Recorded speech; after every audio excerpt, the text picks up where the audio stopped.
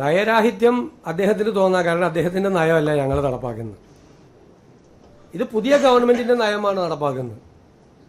ഇത് വളരെ വ്യത്യസ്തമായ നയമാണ്. സമീപനങ്ങളിലുള്ള മാറ്റം, വളരെ കാര്യമായിട്ടുള്ള മാറ്റമുണ്ട് സമീപനങ്ങളിൽ. ഇത് ഞങ്ങൾ പറഞ്ഞിട്ടാണ് തെരഞ്ഞെടുപ്പിൽ ജയിച്ചത്.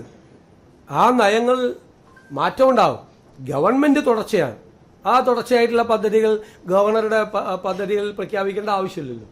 ഗവൺമെന്റിന്റെ നയപ്രഖ്യാപനം ഗവർണർ നടത്തുമ്പോൾ നേരത്തെയുള്ള പദ്ധതികൾ എടുത്തു പറഞ്ഞ് അത് തുടരും എന്ന് പറയേണ്ട ആവശ്യമില്ല.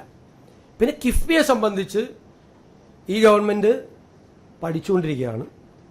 അത് കൂടുതൽ പഠിക്കുന്നതിന് വേണ്ടിയിട്ടുള്ള ഒരു കമ്മിറ്റിയെ നിയമിക്കുന്ന കാര്യം സർക്കാരിൻ്റെ പരിഗണനയിലാണ്.